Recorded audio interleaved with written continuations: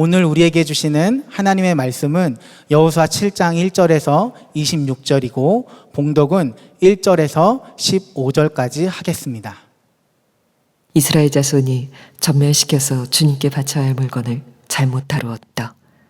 유다 지파에서 세라의 증손이요 삽디의 손자요 갈미의 아들인 아간이 전멸시켜서 주님께 바쳐야 할 물건을 가져갔기 때문에 주님께서 이스라엘 자손들에게 진노하셨다. 여호수아가 여리고에서 베델 동쪽 베다웬 곁에 있는 아이성으로 사람들을 보내면서 그들에게 올라가서 그 땅을 정탐하라고 지시하니 그 사람들이 올라가서 아이성을 정탐하였다. 그들이 여호수아에게 돌아와서 이렇게 말하였다. 모든 백성을 다 올라가게 할 필요가 없을 것 같습니다. 2,000명이나 3,000명만 올라가도 아이성을 칠 수 있습니다. 모든 백성이 그 성을 치느라고 다 수고할 필요가 없을 것 같습니다. 성 안에 있는 사람들의 수가 얼마 되지 않습니다. 백성 가운데서 약 3,000명이 그리로 올라갔다. 그러나 그들은 도리어 아이성 사람에게 패하여 도망쳐왔다. 아이성 사람은 이스라엘 사람을 36명쯤 죽이고 성문 앞에서부터 스바림까지 추격하여 비탈길에서 그들을 쳤으므로 백성의 간담이 서늘해졌다. 여호수아는 슬퍼하면서 옷을 찢고 주님의 궤 앞에서 얼굴을 땅에 대고 엎드려서 저녁 때까지 있었다. 이스라엘의 장로들도 그를 따라 슬픔에 젖어 머리에 먼지를 뒤집어 썼다. 여호수아가 아뢰었다. 주 하나님, 우리 백성을 요단강 서쪽으로 잘 건너게 하시고는 왜 우리를 아모리 사람의 손에 넘기어 멸망시키려 하십니까? 차라리 우리가 요단강 동쪽에서 그대로 살았더라면 좋을 뻔하였습니다. 주님, 이스라엘이 원수 앞에서 패하여 되돌아왔으니 이제 제가 무슨 말을 할 수 있겠습니까? 가나안 사람과 그 땅에 사는 모든 주민이 이 소식을 듣고 우리를 애워싸고 이 땅에서 우리의 이름을 없애버릴 터인데 주님께서는 주님의 위대한 명성을 어떻게 지키시겠습니까? 주님께서 여호수아에게 말씀하셨다. 일어나거라. 어찌하여 이렇게 엎드려 있느냐? 이스라엘이 죄를 지었다. 나와 맺은 언약, 지키라고 명령한 그 언약을 그들이 어겼고 전멸시켜서 나 주에게 바쳐야 할 물건을 도둑질하여 가져갔으며 또한 거짓말을 하면서 그 물건을 자기들의 재산으로 만들었다. 그래서 이스라엘 자손은 원수를 대적할 수 없었고 원수 앞에서 패하여 물러섰다. 그들이 자청하여 저주를 불러들여서 그들 스스로가 전멸시켜야 할 물건이 되었기 때문이다. 너희들 가운데에서 전멸시켜 나 주에게 바쳐야 할 물건을 없애지 아니하면 내가 다시는 너희와 함께 있지 않겠다. 일어나서 백성을 성결하게 하여라. 너는 그들에게 말하여라. 너희는 스스로 성결하게 하여 내일을 맞이할 준비를 하여라. 주 이스라엘의 하나님께서 이렇게 말씀하신다. 이스라엘아, 너희 가운데 전멸시켜서 주님께 바쳐야 할 물건이 있다. 그것을 너희 가운데서 제거하기 전에는 너희의 원수를 너희가 대적할 수 없다. 너희는 아침에 지파별로 나오너라. 주님께서 주사위로 뽑으신 지파는 가문별로 가까이 나오고 주님께서 주사위로 뽑으신 가문은 집안별로 가까이 나오고 또한 주님께서 주사위로 뽑으신 집안은 장정별로 가까이 나오너라. 전멸시켜서 주님께 바쳐야 할 물건을 가져간 사람이 주사위로 뽑히면 그에게 딸린 모든 것과 함께 그를 불에 태우겠다. 그가 주님의 언약을 어기고 이스라엘에서 수치스러운 일을 저질렀기 때문이다. 우리 한국 교회는 하나님의 기름 부으시는 성령의 역사를 체험한 교회입니다. 그래서 세계 선교사의 유래를 찾아보기 어려운 그런 교회가 되었습니다. 1907년 또 그전에는 1903년부터 하나님께서 한국 교회에 강력한 회개의 부흥을 허락하셨습니다.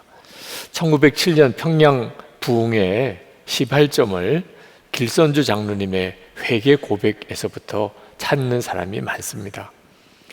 실제로 1906년에 한국에 온 그 집회를 인도하는 목사님들이 영국과 인도 등지에서 강력한 부흥이 일어났다는 소식을 전해 주었습니다. 한국에 온 선교사님들과 우리 한국교회 지도자들이 한국에도 하나님께서 부흥을 주시기를 간절히 갈망하는 마음이 생겼습니다. 그래서 1907년 평양 장대현 교회에서 신년 집회를 시작을 하게 되었는데, 좀처럼 성령의 역사가 임하지 않는 겁니다. 그 집회, 마지막 집회, 길선주 장로님, 그 교회의 담임 목사님과 같은 직책이죠. 그분이 설교하러 나와서 자기 죄를 고백을 한 겁니다. 내가 아간입니다. 하나님께서 나 같은 사람 때문에 축복하실 수가 없습니다. 우리 가운데 부흥을 주실 수가 없습니다. 그러면서 아주 충격적인 고백을 했습니다. 자기의 친구가 세상을 떠날 때 큰 유산을 자기에게 맡겼다는 겁니다. 아내는 경제적으로 무능하고 자녀들은 아직도 어리니 맡아 있다가, 그리고 가족들에게 전해달라고 그렇게 맡겨진 재산의 상당 부분을 자기가 가로챘다는 거죠. 믿어지지 않을 만큼 참 부끄러운 죄이지만 그 고백을 하는 순간에 그 고백을 듣는 교인들의 가슴이 다 자기 죄로 인하여 크게 찔림을 받았습니다. 저분조차도 저럴 정도라면 내 죄는 얼마나 큰가. 그리고는 이어서 이 자백이 계속 이어지는 겁니다. 내가 아간입니다. 내가 바로 그 아간입니다. 그날 새벽 2시까지 사람들이 가지 않고 사람들 앞에서 자기의 죄를 자백하는 집회가 계속되었고, 이것이 강력한 회개의 부흥으로 한국교회를 완전히 뒤집어 놓았습니다. 자, 한국교회 가장 처음 부흥이 임했을 때, 그 회개 때 거론되었던 인물 아간, 성경에 나오는 죄인 중에 가장 대표적이라고 말할 수 있는 죄인인 아간, 도대체 그가 어떤 사람이고 어떤 죄를 지었다는 건가? 오늘 여호수아 7장에 나옵니다. 이스라엘 백성이 요단강을 건너고 여리고성을 무너뜨리고, 그리고 그 다음 성이 아주 작은 아이성입니다. 정탐꾼이 가보니까 이스라엘 군사가 다 올라갈 필요도 없습니다. 3,000명만 올라가서 쉽게 이길 줄 알았는데 그만 졌습니다. 그때 여호수아는 하나님의 궤 앞에서 꼬꾸라져서 울면서 하나님께 기도했습니다. 여호수아 마음은 두렵기도 하고 너무너무 낙심이 되었습니다. 그동안에 이스라엘 백성 하면 가나안 족속이 다 간담이 녹는 존재였습니다. 싸울 엄두가 나지 않는 기적의 족속이었기 때문에. 그런데 아이성 전투에 졌다는 소문이 이제 전해지고 나면, 그러면 가나안 족속은 용기백배하게 됩니다. 싸워볼 만하네. 이스라엘 백성은 간담이 서늘해졌습니다. 이제 요단강 건너와서 여기서 꼼짝없이 우리는 다 전멸하겠구나. 도대체 하나님 왜 이렇게 하시는 겁니까? 여호수아로서는 도무지 이해가 안 되는 겁니다. 하나님이 전혀 이스라엘 백성을 돕지 않으셨던 겁니다. 아이성 전투에서의 그 실력이, 그게 이스라엘의 진짜 실력이었습니다. 하나님께서 꼬꾸라져서 울고 있는 여호수아를 향하여 책망하십니다. 너가 왜 이렇게 꼬꾸라져 있느냐?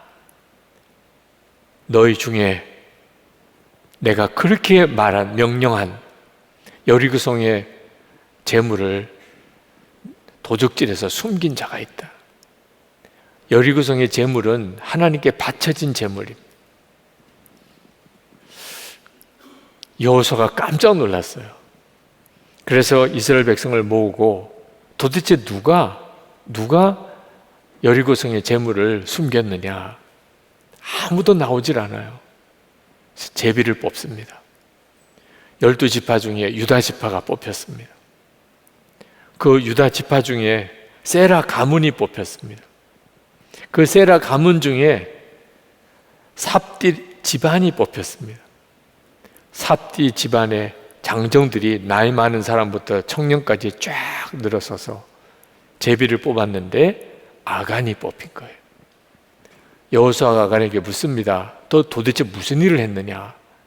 그때서야 아간이 제가 여리고 고성에 들어가서 거기 아주 아름다운 외투를 보고 그리고 은 20세겔, 200세겔 그리고 50세겔 되는 금덩어리 하나를 제가 제 장막 밑에 숨겼습니다. 그 고백을 한 거예요. 그러자 그 아간과 아간의 모든 가족들과 심지어 그 가축들까지 다 끌어내서 돌로 치고 그리고 다 불태워버렸습니다. 이게 아골골짜기가 거기서부터 나온 거죠. 여러분, 이 스토리가 이해가 되십니까?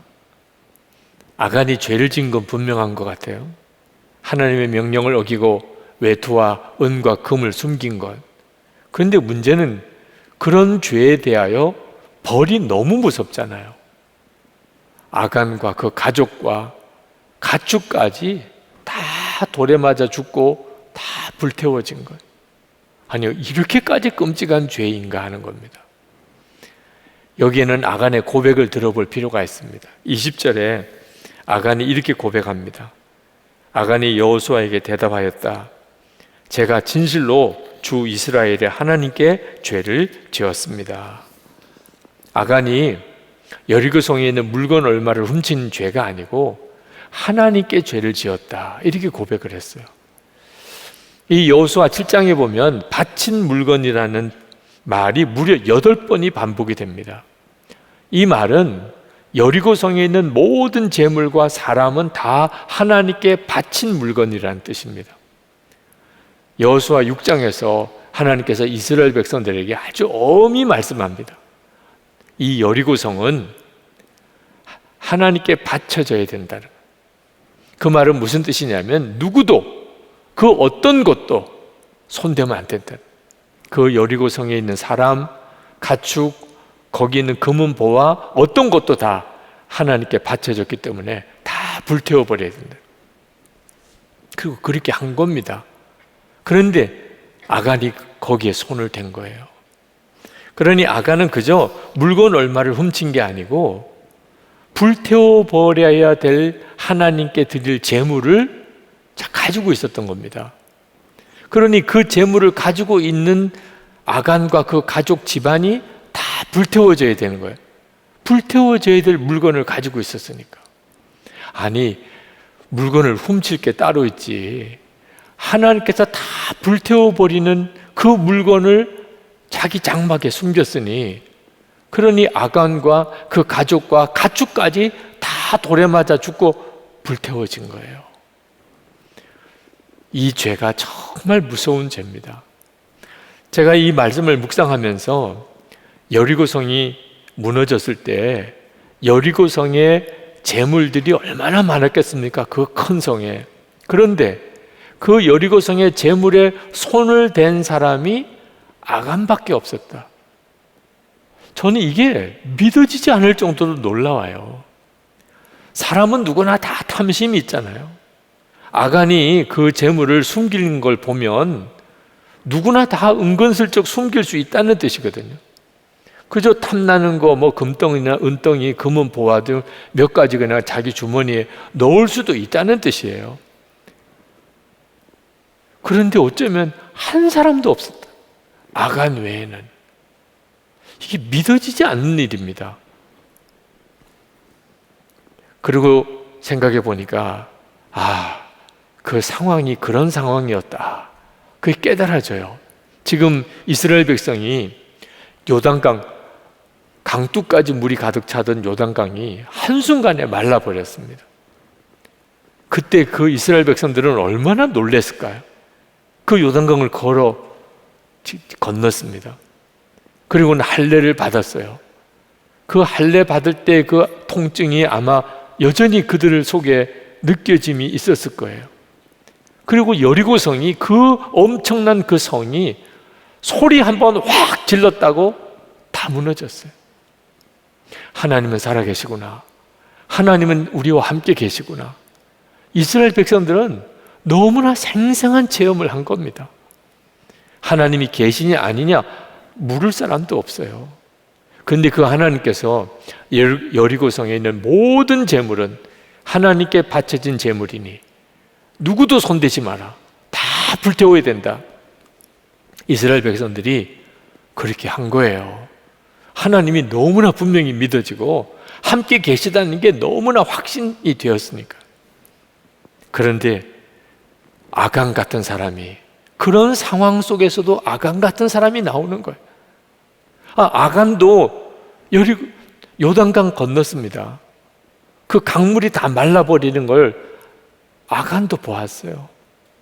아간도 할례를 받았고, 아간도 여리고성이 무너질 때 그 자리에 있었습니다. 하나님이 정말 살아계신 거잖아요.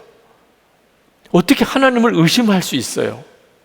아니, 그런데 어떻게 외투에 은혜 금덩어리에 손을 댈 수 있냐 말입니다. 탐심은 생길 수 있죠. 가졌으면 좋겠다. 이거 정말 탐나는데. 그런데 하나님이 너무나 분명히 살아계시고, 조금 전까지 요단강 건넜고 여리고성 무너지고 그랬는데 어떻게 거기에 손을 대냐 말입니다. 게다가 하나님께서 아이성 전투에서 이스라엘 백성이 패배하고 난 다음에 누군가가 여리고성에 있는 재물에 손을 댄 자가 있다.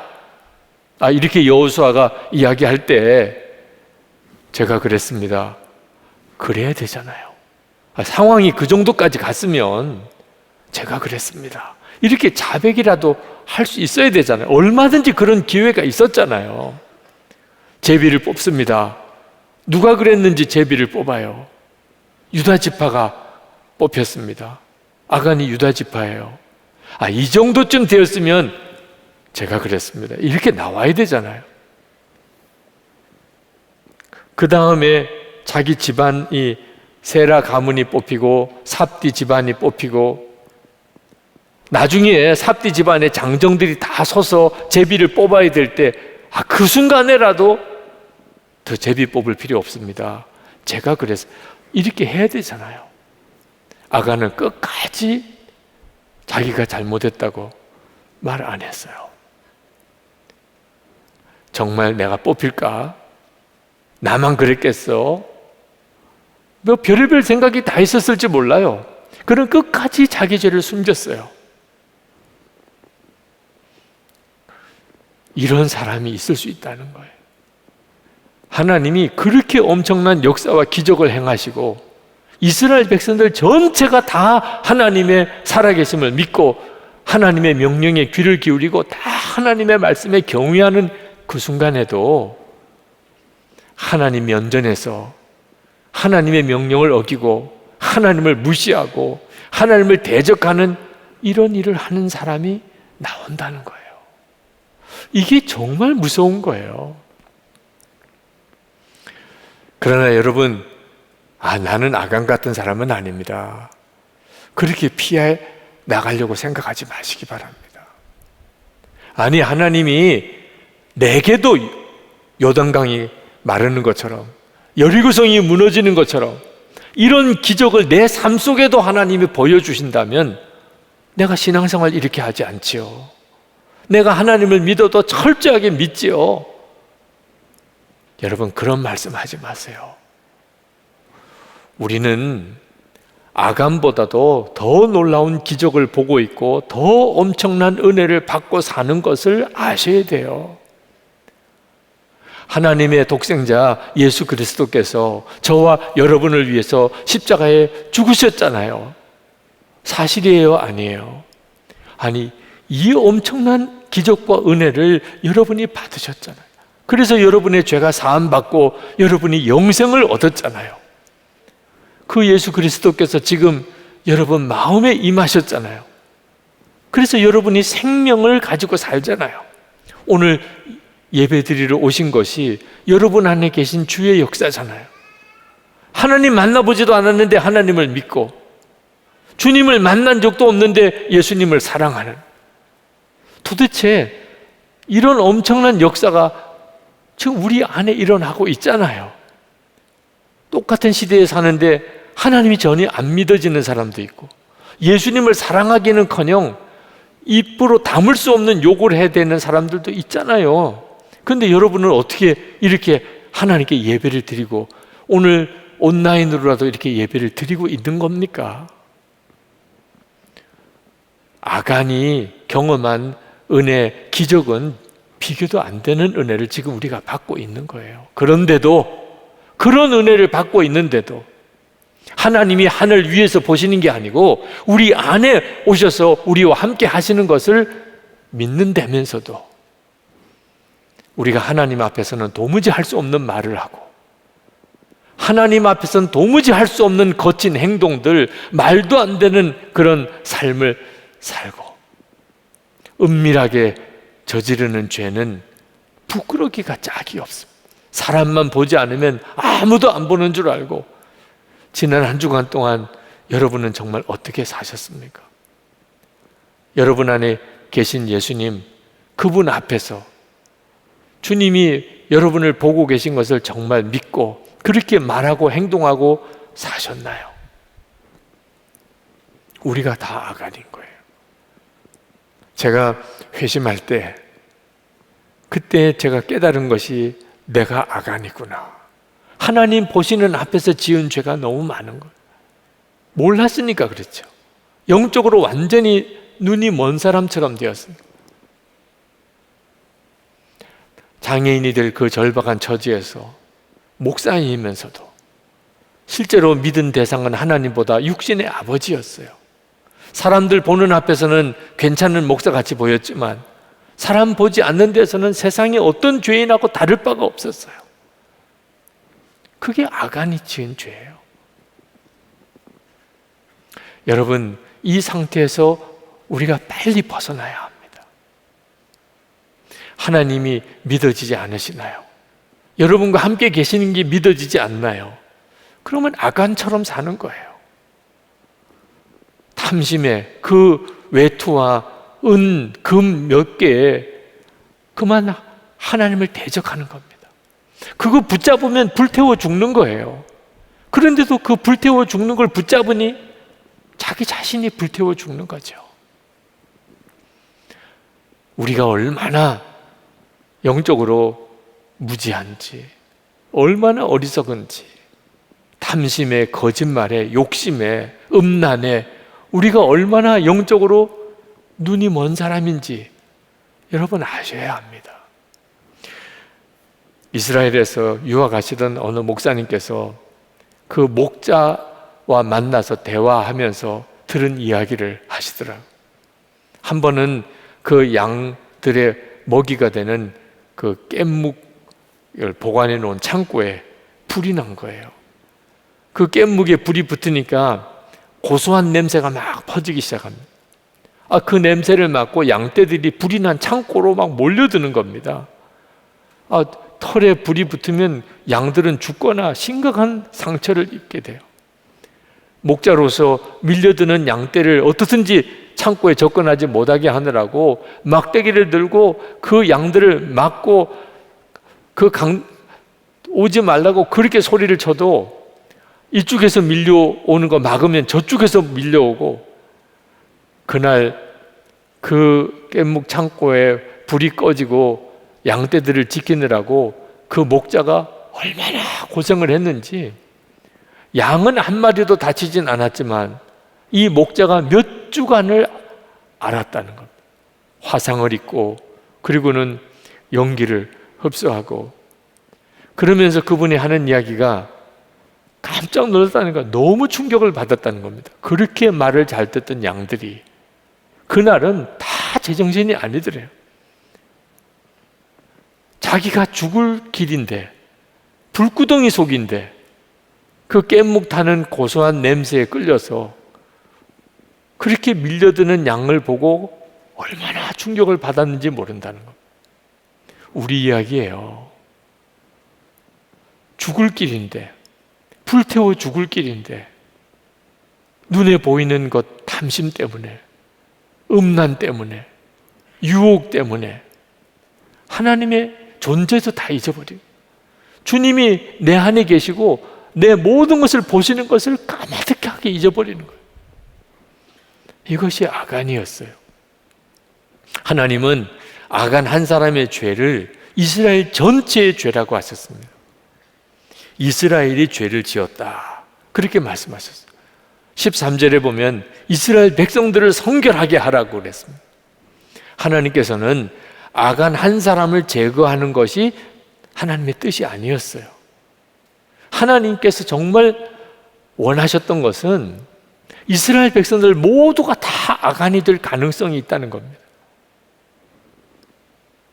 아간, 이스라엘 백성들 속에, 마음속에 있었던 그 아간의 요소, 눈에 보이지 않으면 전혀 믿지 못하는, 하나님이 그렇게 함께 하시고 역사하시는 것, 그것을 듣고도 실제로 보고 체험했으면서도 또 죄의 유혹이 오면 아무것도 믿지 않는 사람처럼 그렇게 행동하는 그 아간의 요소를 반드시 제거해야 한다는 거죠. 누구를 만나든지 무슨 일을 하든지 주님이 나와 함께 계시는구나, 이렇게 믿어지지 않으면 죄의 장사가 없어요.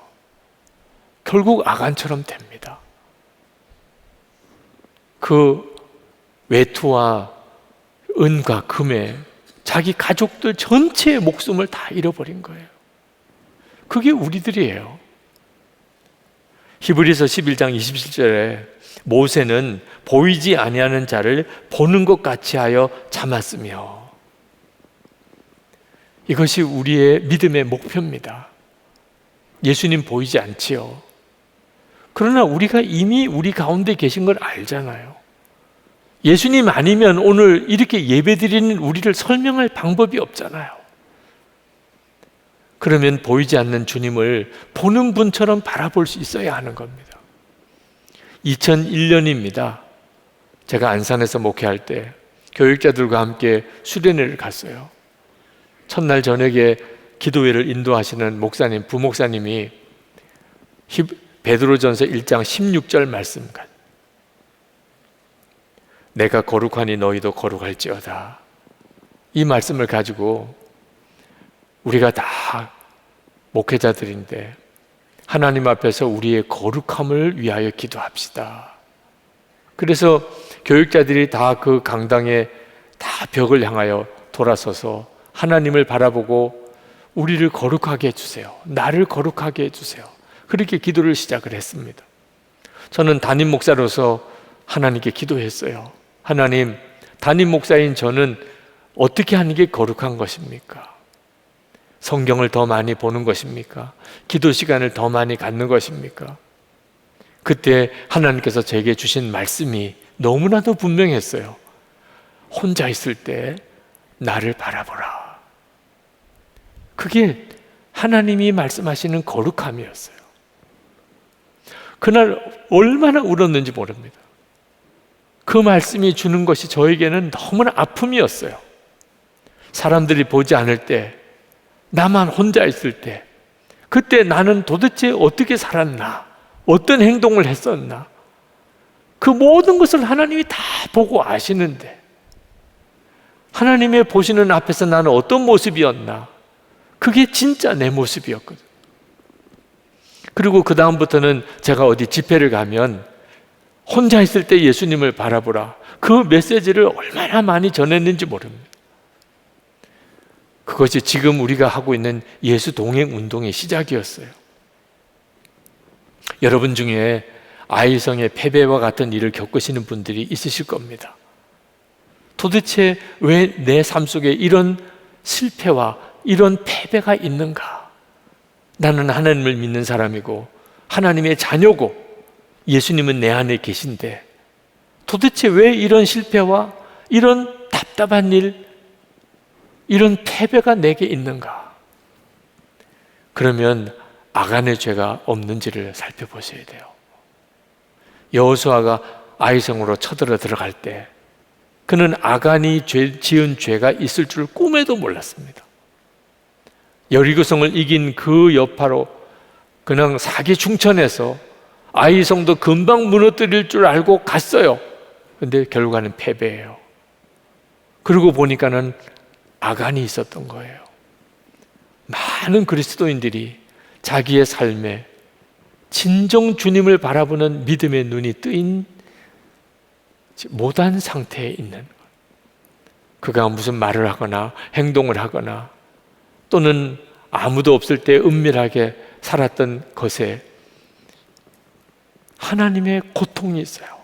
하나님의 눈물이 있어요. 그리고 무슨 복을, 무슨 승리를 얻겠다고 하는 것입니까? 나는 도무지 죄를 이길 수 없습니다. 나는 도무지 유혹을 이길 수가 없네요. 여러분, 우리의 본성은 참 악합니다. 어리석습니다. 욕심이 너무 많고 이기적이고 너무 혈기가 강하고, 그러나 여러분, 우리가 주님을 바라보는 눈이 뜨이면 우리가 아무리 악한 본성을 가지고 있어도 우리 본성대로 살지 못해요. 주님을 바라보는 눈이 뜨이는 것이 열쇠예요. 그래서 우리가 매일 예수 동행 일기를 쓰자고 하는 거예요. 매일 하루 적어도 한 번, 오늘 하루 내가 얼마나 주님을 바라보고 살았는지를 점검하고 또 기록해보고 또 점검하고 기록하며 그렇게 살아보자는 거예요. 그러면 반드시 주를 바라보는 믿음의 눈이 열리기 시작합니다. 주님이 함께 계시는 것이 생각나요. 주님이 함께 계시는 게 믿어져요. 이번 토요일에 여러분이 그 증인들을 보시는 거예요. 기적의 발걸음. 증인 모임이 바로 그 모임입니다. 예수 동행 일기를 쓰면서 살아보았더니 내 삶 속에 어떤 변화가, 어떤 역사가 있었는지를, 지금 우리 중에 증인들이 얼마나 많이 일어나고 있는지 모릅니다. 이제 우리 기도하겠습니다. 하나님, 제가 예수님을 믿는 것이 그게 진짜가 되기를 원합니다. 아간처럼 하나님의 은혜와 기적 속에 살면서도 하나님을 전혀 무시하는, 하나님을 전혀 의식하지 못하는 말과 행동을 하는 그런 내가 이제는 완전히 변화되기 원합니다. 주님을 바라보는 눈이 뜨이고 주님이 함께 계시는 게 정말 믿어지는 그 삶을 살게 해주소서. 두렵고 힘들고 어려운 때가 됐습니다. 이런 때일수록 주님만 따라가야 합니다. 주님은 우리 가정 문제나 내 일터 문제나 교회 문제나 모든 것에 답이십니다. 주님만 의지하고 주님만 바라보고 나가게 해주소서. 제 눈을 열어 주를 보게 하소서. 우리 다 같이 통성으로 기도하겠습니다.